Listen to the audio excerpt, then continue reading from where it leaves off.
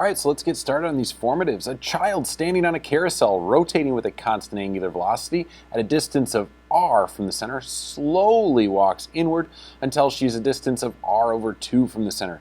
Compared to her original radial acceleration, her radial acceleration is now...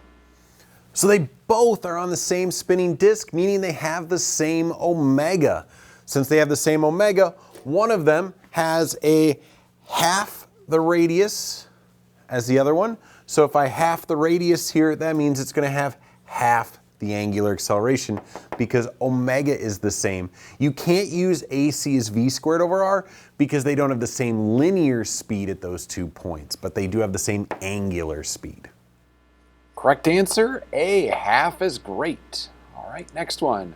An object traveling at a constant speed v in a circle of radius r has a centripetal acceleration ac. If both r and v are doubled, the new radial acceleration will be... All right, we're looking at what changes for AC when we double the speed and double the radius. So if I go ahead and double that speed, that's like multiplying the top by 2 squared, so I'm multiplying by 4. And I double the radius, that's like dividing by 2, so I have 4 divided by 2, which gives me 2 times the centripetal acceleration. Correct answer, 2 times the acceleration, yes.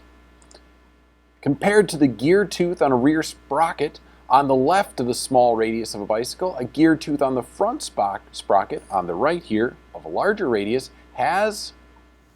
All right, so because the chain connects these 2 sprockets, the chain is going to have the same linear speed all along it, because if it had a different linear speed, it would either have to break apart or it would get kind of bunched up because the back would catch up to the front.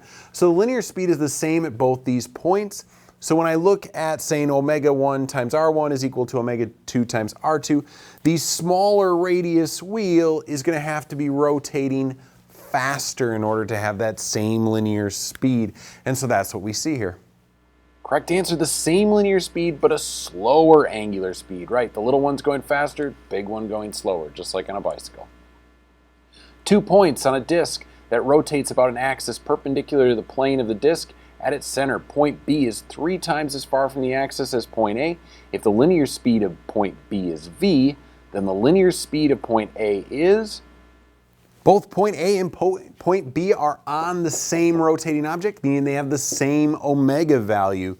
Since point A has the same omega value, but a third the radius, it is going to have a third the linear speed of B. Correct answer, 1/3 that speed. Number 5, when a mass goes in a horizontal circle with a speed v at the end of a string of length L on a frictionless table, the tension in the string is T. If the speed of this mass were doubled, but all else remained the same, the tension would be... All right, so we have that block going around in that circle with some tension T. Go ahead, generate our equation. So gravity is into the board and normal force is out of the board in this case. So I only have tension acting parallel to the radius. It's going to equal MAC. We'll substitute in v squared over r here. So if I go ahead and double that speed is squared, so essentially I've multiplied the tension by 4. So doubling the speed will increase the tension by a factor of 4. Correct, 4 times that tension. Number 6, when a mass goes in a horizontal circle with speed v at the end of a string of length L on a frictionless table, the tension in the string is T. If both speed and length were doubled, the tension in the string would be... All right, so along the lines of the same lines as the last one, number 5, but now we're not only just going to double the speed, we're also going to double that radius. And so when we go ahead and double that radius, that divides by 2, so I have 4 over 2, so it is twice the tension in this case. Only 2 times the tension, yes. Number 7, an astronaut is floating happily outside her spaceship when she is orbiting the Earth at a distance above the Earth's surface equal to 1 Earth radius. The astronaut's weight is... All right, so our astronaut is floating. Floating means they are in orbit, meaning they are apparently weightless. This is because they're in free fall. That's why the normal force is equal to 0. And so when you see the word orbit, think free fall. All right, so what we're going to do here is this person is at twice their usual radius. So the radius of the Earth is where their weight is FG. If we double that distance from the center of the Earth, so if we go ahead and double R, their new weight will be a fourth because it's 2 squared there in the denominator. Correct answer, D, 1/4 of her normal weight. Number 8, objects in orbiting satellites are apparently weightless because...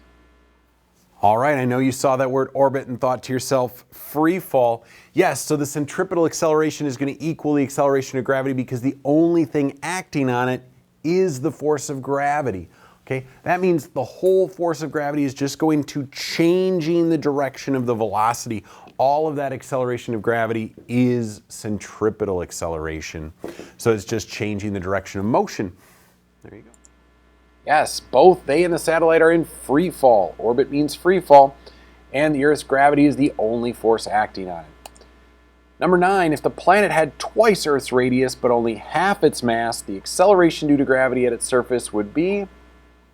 All right, for number 9, we're looking at how does the acceleration of gravity change when I go to another planet.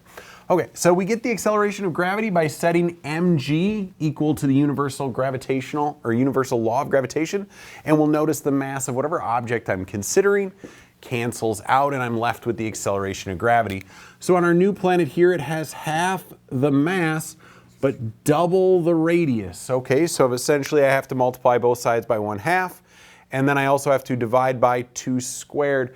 And so half of 1/4 is going to be an eighth. So the acceleration of gravity on that planet would be 1/8 that of here on Earth. Correct, 1/8 the acceleration of gravity here on Earth. There's the Socratives.